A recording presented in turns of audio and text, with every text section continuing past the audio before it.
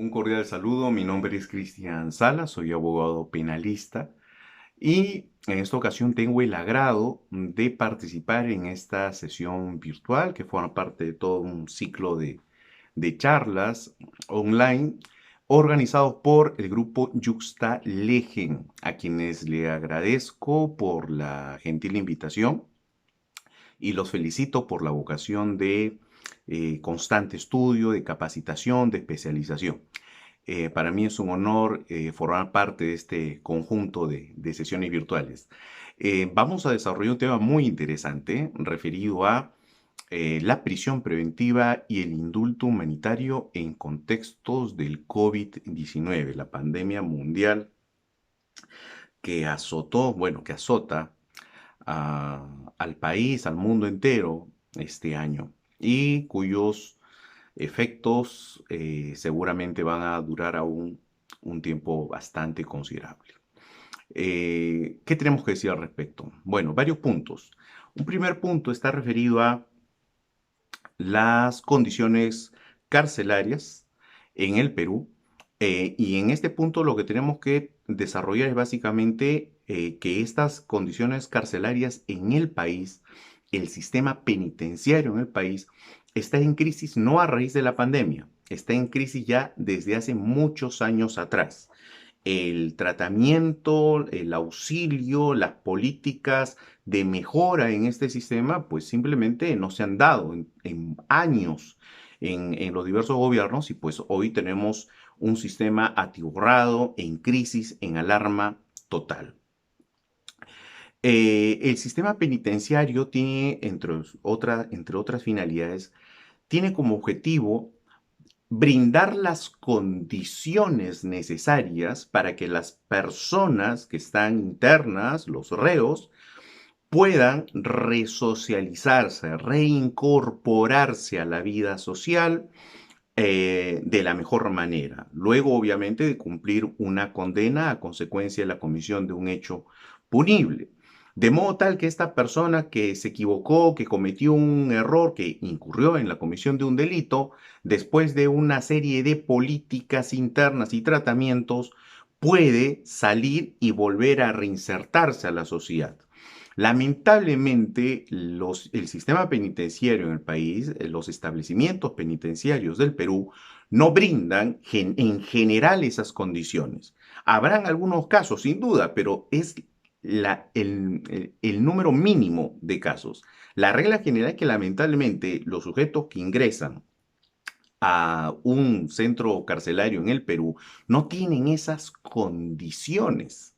No tienen esas condiciones porque no hay acceso económico a ciertos servicios. En algunos establecimientos el propio reo tiene que pagar para su educación, tiene que pagar para tener sus materiales de trabajo y acceder a futuro esos beneficios.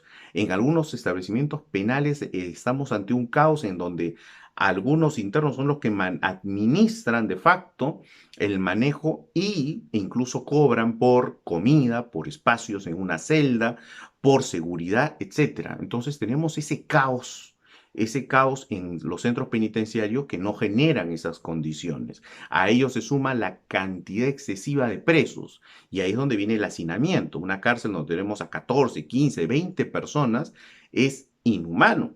Es imposible de convivir en esas condiciones sin que aparezcan riesgos de enfermedades, pleitos, peleas. Entonces, las condiciones infrahumanas en las que se encuentran algunas personas en algunos penales, pues genera esa crisis, ese caos. Y si a ello se suma que dentro del propio penal se cometen delitos, sea por astucia de algunos condenados o sea por negligencia o corrupción de algunos agentes, funcionarios públicos que permiten que esas circunstancias se den. Entonces tenemos drogadicción, prostitución interna, tráfico de diversos productos, extorsiones que se desarrollan, coordinaciones de otros delitos que se desarrollan o coordinan dentro del penal hacia afuera. A esto se le suman las condiciones infrahumanas en las que algunos presos se encuentran. En los penales tenemos gente con tuberculosis, gente con SIDA, gente con cáncer, tenemos personas bastante mayores, ancianos, que casi no pueden valerse por sí mismos, en los penales de mujeres, mujeres embarazadas, mujeres criando a sus pequeños niños en el penal, entre otros. Entonces, esas condiciones paupérrimas a su vez se ven incrementadas con malas condiciones laborales para los propios agentes del INPE, ausencia del número de agentes para cubrir la seguridad de todos los penales de manera satisfactoria, ausencia de personal de salud suficiente, psicólogos que no pueden darse abasto para hacer evaluaciones psicológicas o tratamientos a los internos, entre otros. Todas estas situaciones, y obviamente no dejemos de lado la corrupción interna dentro de los penales. Todas estas condiciones generan, pues, devienen en la crisis del sistema penitenciario, que no es de ahora, es ya de muchos años, pero que en el 2018 devino en que generó que el propio Instituto Nacional Penitenciario se declarara en estado de emergencia. Justamente por eso. Miren, en 2018 la Comisión Interamericana de Derechos Humanos ha emitido pronunciamientos, exhortaciones al Estado peruano a efectos de que dé solución a esta situación de hacinamiento, de congestión, de sobrepoblación, de condiciones infrahumanas en las que se encuentran las personas. La propia Defensoría del Pueblo, este mismo año, justo a raíz de la pandemia, ha emitido otro informe de adjuntía en donde también observa que estas condiciones no han sido tratadas por años y que hoy, pues, aunado al gran problema de la pandemia, pues constituye un foco de riesgo, no solo de contagio, sino de muerte. Y tan es así que hoy ya tenemos agentes penitenciarios muertos por la pandemia y tenemos presos muertos por la pandemia, contagiados. Pero esto no ha ido de la mano con lo que las políticas gubernamentales, legislativas han establecido. ¿Y esto por qué? Porque tenemos una especie de esquizofrenia en el Perú respecto a el tratamiento de los penales, en realidad el tratamiento del derecho penal en sí, pero en específico en el tema de los penales, el hecho de legislativamente manosear el Código Penal o las leyes penales e incrementar penas o criminalizar conductas, y prácticamente hoy el Código Penal tiene casi todos sus casos con penas altísimas. Casi todos los delitos pues constituyen en base a las penas nada más delitos graves. ¿Y qué genera eso? Que la mayoría de la gente esté en prisión preventiva. Entonces, cualquier hecho delictivo que ocurra y que sale a las noticias, inmediatamente la gente pide prisión preventiva, que se vaya preso. Los jueces que fueron formados con el sistema inquisitivo, que trabajaron años con el sistema inquisitivo, el Código de 1940, pues incluso hoy con el Código Procesal del 2004, el nuevo Código Procesal Penal, que es más garantista, que establece más requisitos para la prisión preventiva, pues simplemente lo interpretan a su manera, como venían aplicando antes en el sistema inquisitivo la prisión preventiva, donde incluso se aplicaba de oficio.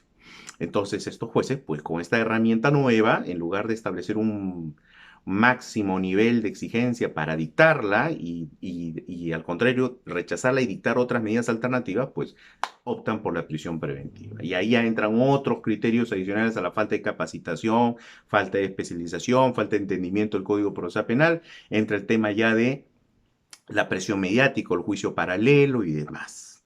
Entonces, todo esto ha llevado a que hoy tengamos una población carcelaria que arrebasó la capacidad de los penales.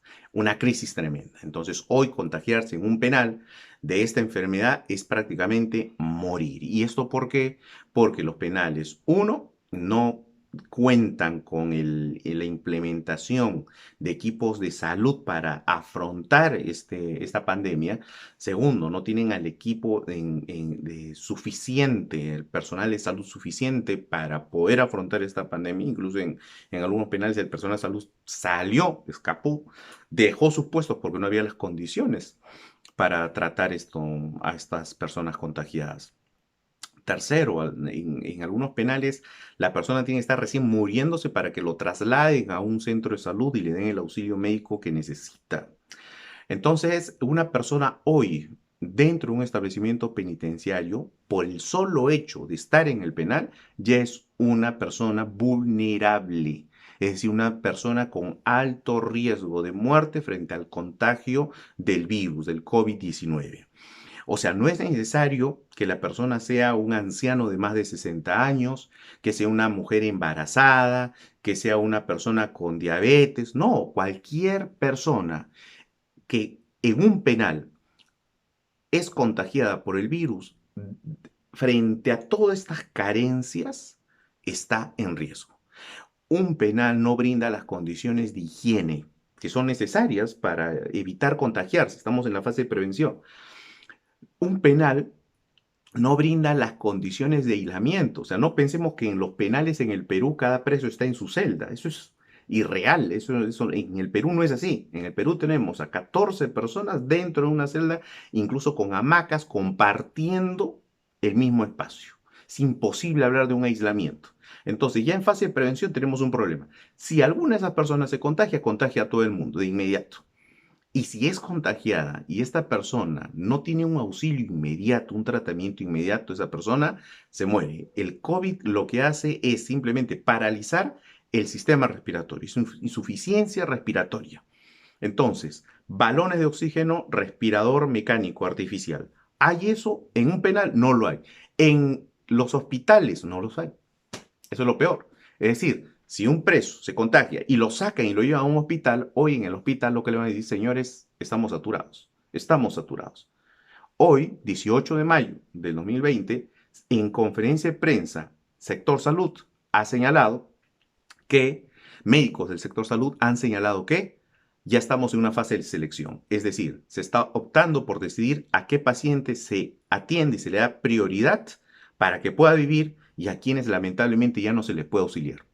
Esa es la situación. Entonces, hoy las personas que están en un establecimiento penal son personas vulnerables, propensas a morir si es que son contagiadas con este virus letal. Y si están obviamente en las condiciones de obesidad mórbida, diabetes, insuficiencia, hipertensión y demás, pues con mayor razón. Segundo punto, los presos. En el Perú tenemos internos en los establecimientos penales diversos supuestos. Un primer supuesto es el caso de las personas que están siendo investigadas o procesadas y que aún no tienen sentencia de primera instancia, que son los llamados presos preventivos, aquellos a los que se le aplica la prisión preventiva para asegurar el procesamiento y asegurar que pueda cumplir la sentencia que se dicte a futuro, prisión preventiva. Segundo, tenemos los casos de las personas que han sido condenadas en primera instancia, pero esa sentencia de primera instancia se está ejecutando provisionalmente, se está cumpliendo con la pena privativa de libertad impuesta en esa sentencia de manera provisional. ¿Hasta qué? Hasta que se acabe el trámite de segunda instancia y, de ser el caso, confirmen esa sentencia. El asunto es que estas personas han planteado la impugnación contra esta sentencia y están a espera que se corra traslado, que se haga todo el trámite de la segunda instancia y se resuelva. Trámite que puede durar 1 año, 2 años, y entonces estas personas están cumpliendo provisionalmente la sentencia de primera instancia. Esto en atención a que el antiguo Código de Procedimientos Penales de 1940 establecía eso. La sentencia condenatoria a pena privativa de libertad de primera instancia se cumple provisionalmente, inmediatamente, se cumple la primera, sin necesidad de que esté confirmada. El Código Procesal Penal 2004 estableció un poder facultativo para el juez que dictaba la sentencia de primera instancia y le dice, juez, tú que condenas a una persona, tú puedes ordenar, de acuerdo a la circunstancia del caso, que se ejecute de inmediato o puedes suspenderla hasta que se confirme la condena en segunda instancia. Así que tienes esas dos opciones. Código del 2004. Y la tercera, el tercer supuesto de personas privadas de su libertad en un penal es el de las personas que ya tienen una condena encima, una condena firme, ya definitiva, ya la sentencia fue ejecutoriada, ya adquirió firmeza, entonces es cosa justa, ya la persona está cumpliendo su pena privativa de libertad, su condena definitiva. Muy bien, son los supuestos en que las personas están. Entonces tenemos supuestos de presuntos inocentes, prisiones preventivas, tenemos supuestos de personas condenadas cuya sentencia aún está por determinarse, todavía no es firme, Y ojo que en esos casos la sentencia incluso puede ser una sentencia que anule el juicio y la sentencia queda libre, una sentencia que lo absuelva, queda libre, o una sentencia que confirme, donde sí la pena ya se tiene que cumplir, ¿sí? Entonces todavía no tenemos una condición de responsabilidad penal definitiva, todavía no.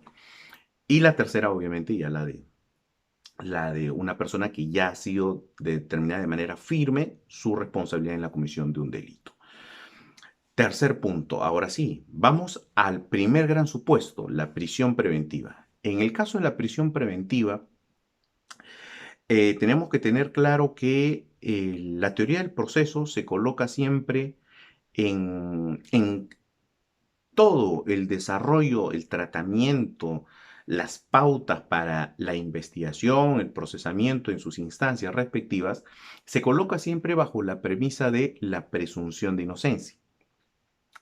Entonces, los actos de investigación, los plazos, la posibilidad de defenderse, la posibilidad de contradicción, la debida notificación o información de los actos de indagación, los tiempos que deben de correr a efectos de participar en ciertos actos o desarrollar cierta actividad, la posibilidad de impugnación, etcétera, siempre está pensada bajo el supuesto de que la persona que está siendo investigada, denunciada, acusada, procesada, enjuiciada, puede ser un presunto inocente. Siempre. La teoría del proceso se coloca en ese supuesto. Pero la teoría del proceso correctamente también se pone en el supuesto en que la persona que está siendo investigada o procesada intente frustrar el procesamiento, intente huir de la acción de la justicia y pueda fugarse, pueda destruir documentos, material probatorio que lo incrimine, pueda acercarse a los testigos, a los peritos, a los coprocesados para coaccionarlos, obligarlos a que digan algún dato falso, a que mientan o a que se retracten, a que guarden silencio, etc. Entonces, frente a esas situaciones, la teoría del proceso se coloca en el supuesto de resguardar el desarrollo del proceso, el desarrollo y la finalidad del proceso penal frente a esas circunstancias. Y entonces es ahí donde aparecen lo que llamamos los instrumentos del instrumento. El instrumento de aplicación del derecho penal es el proceso penal. Pero este instrumento llamado proceso penal a su vez se vale de otros instrumentos para asegurar sus fines. Entonces, para evitar que el procesamiento sea truncado, sea afectado en su normal desenvolvimiento, resultan necesarias ciertas medidas de aseguramiento. Para evitar que a futuro la condena a pena privativa de libertad no se torne en imposible de desarrollar porque el sujeto fugó, se necesitan medidas de aseguramiento. Si necesitamos evitar que el procesado, una vez condenado, repare el daño causado, necesitamos medidas de aseguramiento anticipadas, cautelares. Y esto es lo que en doctrina vamos a encontrar como medidas cautelares y lo que el Código Procesal Penal denomina medidas de coerción procesal. Entonces tenemos medidas de coerción procesal personales y medidas de coerción reales. Las medidas de coerción reales son aquellas que afectan el patrimonio del procesado o del tercero con la finalidad de asegurar el futuro pago de la reparación civil. Y ahí es donde tenemos, por ejemplo, la figura del embargo con todas sus diversas modalidades contempladas en el Código Procesal Civil. Tenemos inhibiciones, tenemos incautaciones, diversas medidas que afectan patrimonio. En el caso de las medidas de coerción personal, estas afectan el derecho a la libertad ambulatoria, la libertad del desplazamiento del procesado. Es una medida de carácter penal, no civil, penal. El Código Procesal Penal establece una serie de tipologías: comparecencias con restricciones, arresto ciudadano, detención en flagrancia, detención preliminar, impedimento de salida del país, arresto domiciliario, restricción de derechos, prisión preventiva, como lo más gravosa, ¿sí? Ahí encontramos a la prisión preventiva. Entonces, si tuviéramos que definir a las medidas coercitivas en el proceso penal, tendríamos que definirlas como mecanismos que se dictan por órgano jurisdiccional competente y que están orientadas o que tienen por finalidad impedir que el procesado obstaculice, entorpezca, perturbe la actividad probatoria, impedir que el procesado pueda deshacerse de sus bienes, de su patrimonio, tornarse en insolvente para no pagar la futura reparación civil, impedir que el ciudadano procesado pueda huir, fugar, desaparecer, ocultarse y frustrar el desarrollo del proceso y sobre todo tornar en ineficaz la sentencia futura condenatoria. Ahí está. Esas son las finalidades. Estas medidas de coerción procesal penal tienen ciertos principios, guía, axiomas que se tienen que seguir y tener en cuenta a efectos de su evaluación y su posterior dación, que obviamente esto le corresponde al juez.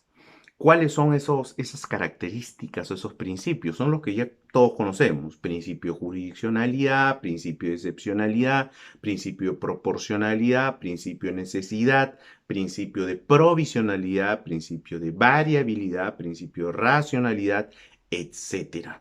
Entonces, lo que tenemos que tener claro aquí, y ojo que estamos hablando para todas las medidas de prisión preventiva, es que la medida perdón, para todas las medidas coercitivas, ¿sí? Lo que tenemos que tener claro aquí es que todas las medidas de coerción procesal son excepcionales. Son excepcionales, todas. No solo la prisión preventiva, todas. ¿Por qué? Porque se entiende que la persona sometida a una investigación, a un procesamiento, se tiene que someter a esa investigación. Tiene que rendir cuentas de los actos que ha hecho y bajo el principio de presunción de inocencia. No obstante, de acuerdo a las circunstancias de cada caso concreto, si es que no se cumple o si hay el riesgo de que esa persona no se someta voluntariamente, no asista a las diligencias, sea por la peligrosidad del sujeto, sea por la ausencia de arraigo, sea por la vinculación con un delito grave, etcétera. Si se dan esas circunstancias, entonces recién se pensará en la imposición de medidas de coerción procesal. Es decir, las medidas resultan excepcionales a la regla, que es la comparecencia simple. Y entonces la prisión preventiva incluso es la excepción dentro del contexto de excepción.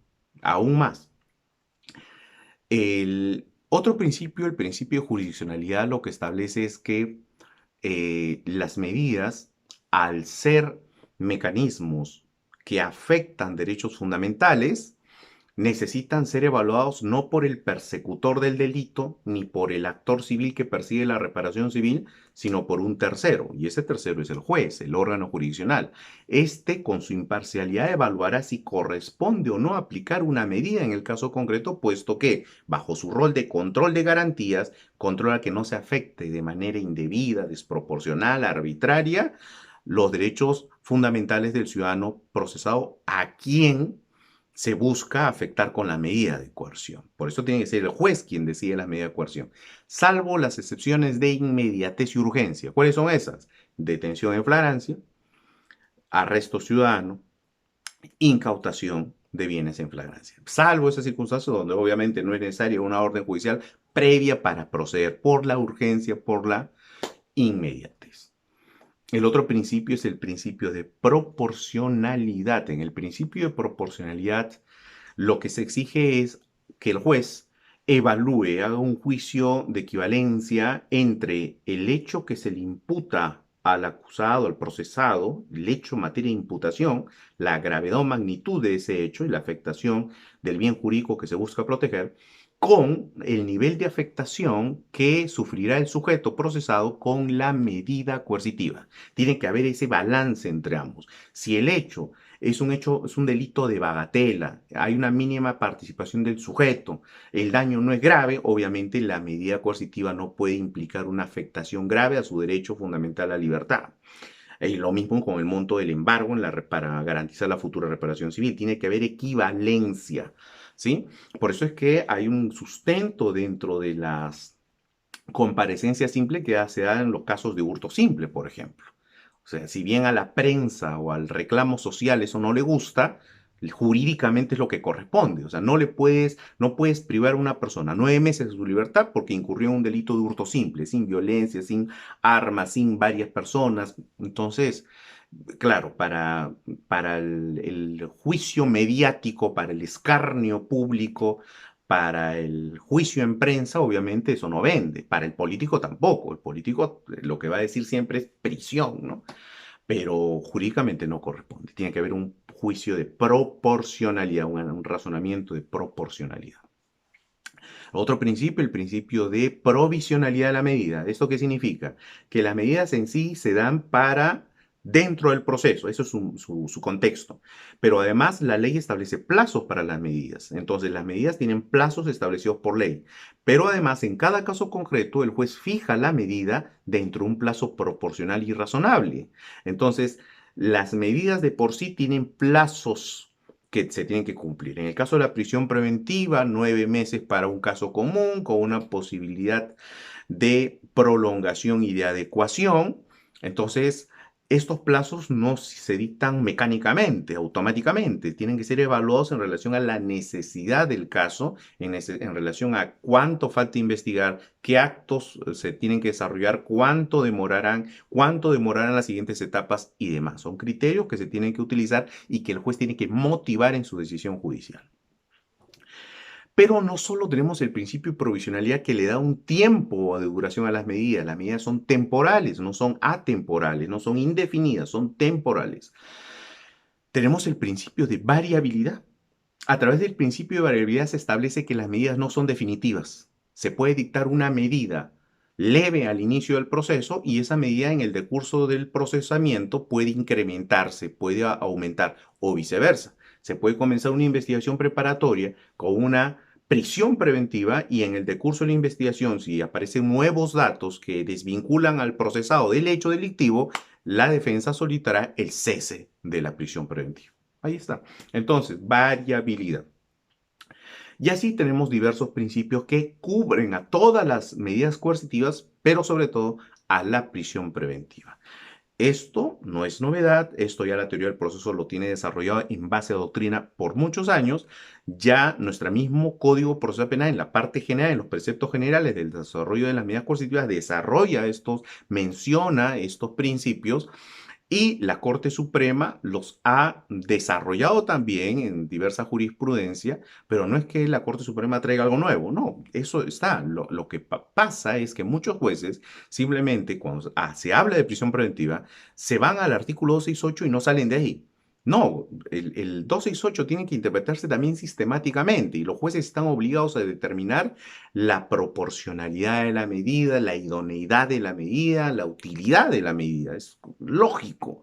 Lamentablemente muchos no lo han estado haciendo y la Corte Suprema se ve obligada de manera correcta a decir que efectivamente esos principios tienen que seguirse, tienen que atenderse a efecto de determinar si cabe o no una prisión preventiva y si cabe cuánto tiempo darla o de qué magnitud emitirla. Ahí está. El artículo 268 pues establece todo un conjunto de presupuestos que ya los conocemos y que han estado perfectamente desarrollados no solo en doctrina, sino también en abundante jurisprudencia a nivel nacional por la Corte Suprema y que básicamente son, artículo 268, primer presupuesto, la existencia de elementos graves y fundados que vinculan al sujeto, al procesado, con la comisión de un hecho punible, la prognosis de pena, esto es de que a futuro se calcule que la pena a imponerse supere 4 años de pena privativa de libertad, y el peligro procesal, que puede ser un peligro de fuga o puede ser peligro de obstaculización, o puede ser ambos. Y entonces el artículo 269 y 270 establecen los presupuestos de esta medida de estos, los criterios, perdón, no presupuestos, criterios, 269 y 270. Criterios para determinar si existe o no peligro de fuga o para determinar si existe o no peligro de obstaculización. Hasta ahí tenemos la prisión preventiva y lo que vamos analizando y vamos entendiendo es que es una medida excepcional, que es una medida cuyos niveles de exigencia son bastante altos. ¿Cuál ha sido el problema en los foros judiciales? Que los jueces, al entender de que basta la imputación de un delito grave para asegurar a una persona y meterla presa, al entender de que los arrestos domiciliarios son excepcionales, son reducidos y además no garantiza a la policía que el sujeto no se pueda fugar porque las fronteras eran una coladera, etcétera. Entonces no daban otras medidas y lo que hacían era dictar prisiones preventivas. Por presión mediática, en base a la presión de la prensa o bajo la espada Damocles del control interno, un juez, no todos, pero sí había jueces, que decían, no, no quiero mi cara en un periódico al día siguiente diciendo que soy un juez pro impunidad. No quiero que mañana control interno me abra una investigación por declarar infundada la prisión. Entonces, ¿qué hacían? Dictaban prisión preventiva. Y a esto se suma pues la idiosincrasia inquisitiva, los prejuicios y demás, ¿sí? Entonces ahí hemos tenido un tremendo problema y la forma de luchar contra ese problema, contra esos malos fallos judiciales, no es otra cosa que conforme a la ley, conforme a la razón. Y entonces, entendiendo correctamente y llevando estos casos a apelación, muchas de esas prisiones han sido revocadas, se han dejado sin efecto y se ha restituido el derecho, el procesamiento continúa, pero obviamente la grave afectación que importa para un ciudadano, la prisión preventiva, se tiene siempre que salvaguardar y restringir. El tipo de criterio que opera en caso de las medidas coercitivas siempre es restrictivo. Nunca es un criterio amplio, nunca es una interpretación abierta, siempre es un criterio restrictivo, se debe analizar de la manera más cerrada posible, más restringida posible. Entonces ese ha sido el detonante de toda la crisis que tenemos, tremenda cantidad de presos preventivos y que hoy, en base a mecanismos procesales como los ceses de prisión preventiva, se van logrando poco a poco que los jueces dejen de lado la prisión y la sustituyan por otro mecanismo de menor afectación y que cubra, en el contexto de la pandemia, que cubra los fines de aseguramiento. En el contexto de la pandemia tenemos cuarentenas, tenemos aislamiento social, tenemos cierre de fronteras internas y externas. No es fácil transitar de la provincia de Lima a la provincia de Junín. No, no se puede. Entonces ya ahí hay un control. Es difícil, están cerrados los aeropuertos, están cerradas las fronteras con militares. Entonces es difícil que se pueda. Difícil, no imposible, pero sí muy difícil. Entonces el nivel de peligrosismo procesal ha disminuido tremendamente. Por tanto, las medidas de prisión tienen que variarse. Y obviamente este análisis es según el caso por caso. El segundo gran tema por el cual se nos convoca es el del indulto humanitario. Y aquí ya estamos en otro contexto, ya no estamos en los casos de presos preventivos, eso es otra cosa. Aquí estamos en el caso de los condenados, las personas que ya están purgando condena en base a una sentencia firme, una sentencia definitiva. Entonces, ¿qué ha pasado aquí? El Estado peruano frente a la pandemia lo que ha determinado es que los casos en donde se está cumpliendo pena efectiva, que ameritan por la poca gravedad del hecho para el interés público, pueden ser convertidos. Y ahí es donde se ha emitido un decreto legislativo a través del cual se establece la posibilidad de que se pueda convertir la pena privativa de libertad y suspenderla. Pero en unos casos específicos. ¿Cuáles son? Los casos de condenados por delitos de omisión a la asistencia familiar. Entonces, en esos casos se ha establecido este mecanismo para poder justamente convertir las penas. Es específicamente el decreto legislativo 1459.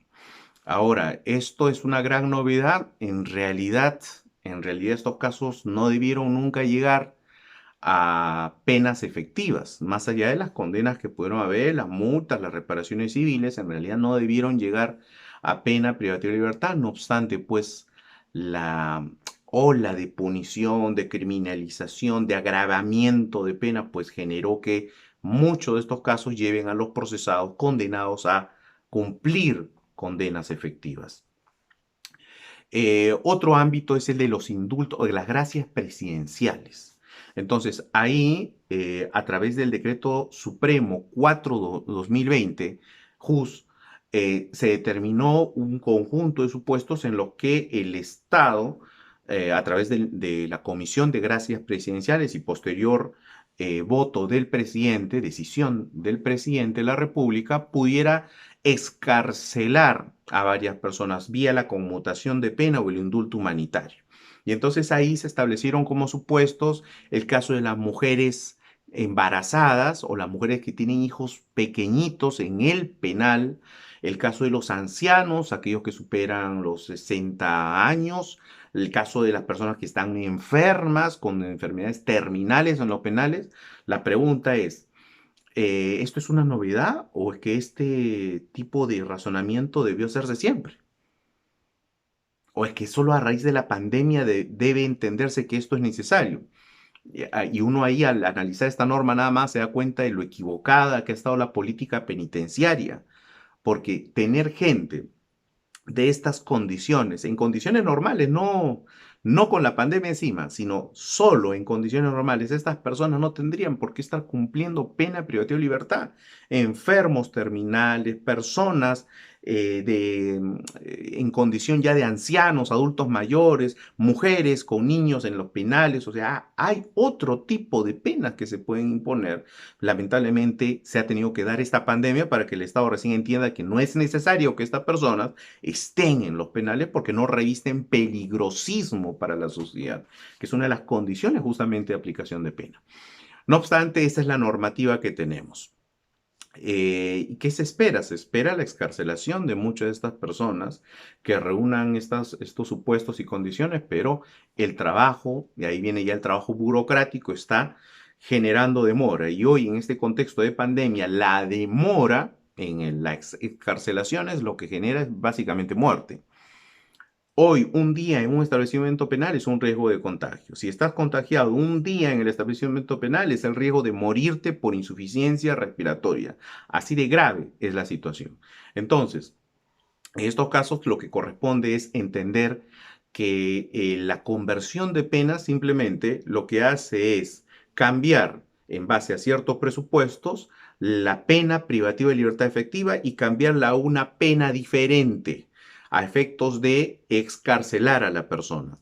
Obviamente, bajo ciertas reglas, si es que esas reglas se vulneran, se revoca la conversión y el sujeto vuelve a cumplir la pena. Entendemos que estas situaciones son, entiéndase que estas situaciones son para los casos de personas que no son reincidentes, que no son habituales, que no son personas cuyo peligrosismo social está acreditado en cada caso. Y el indulto, lo que importa es que el presidente de la República, con el poder que tiene, simplemente perdona el hecho cometido, el delito cometido y ordena la excarcelación de la persona, del reo perdonado. A diferencia de la amnistía no la dicta el presidente, no la determina el presidente, sino el Congreso a través de una ley. En cambio, el indulto es personalísimo. Entonces, tenemos que tener estas figuras claras a efectos de no confundirlas. Ese es el contexto en el que toca a diario para jueces, fiscales, procuradores, defensas de investigados, procesados o condenados, debatir y buscar la mejor solución. Lo cierto es que, como conclusión, tenemos que tener claro que los jueces, frente a un primer fin, que es el esclarecimiento de los hechos en un proceso, y el otro fin, que es proteger la vida humana, siempre tiene que proteger la vida humana. Si el juez rechaza excarcelaciones de ciertas personas con el pretexto de decir, no, necesitamos que el proceso avance y esclarecer ese hecho, de nada va a servir tenerla presa porque se va a morir. Y muerta la persona, muerto el proceso. O sea, la prioridad por obligación estatal internacional a su ciudadano es la vida del procesado. El Estado ha asumido el compromiso internacional, legal, de proteger y garantizar la salud y la vida de las personas que están internas en los establecimientos penitenciarios del Estado. Si el Estado no cumple esa obligación, señores, a futuro vamos a tener al Estado pagando tremendas indemnizaciones. Evitemos eso. Señores jueces, tengan un criterio amplio en relación a excarcelaciones y restrictivo en relación a las medidas coercitivas. Así de simple. Garantismo. De lado queda el inquisitivismo, de lado queda la presión mediática Y claro está, hay un problema latente, paralelo a todos, que es el alto índice delincuencial que sufrimos. No es difícil, no es fácil, es un contexto bastante difícil, pero para eso estamos. Estimados amigos, espero que estas breves reflexiones sean de utilidad y sobre todo generen el interés en analizar más, en profundizar más en estos temas, en estos contextos analizados y que generen mucho debate. Para mí ha sido un gusto, espero haber contribuido a este conjunto de sesiones virtuales y nos vemos en una próxima ocasión.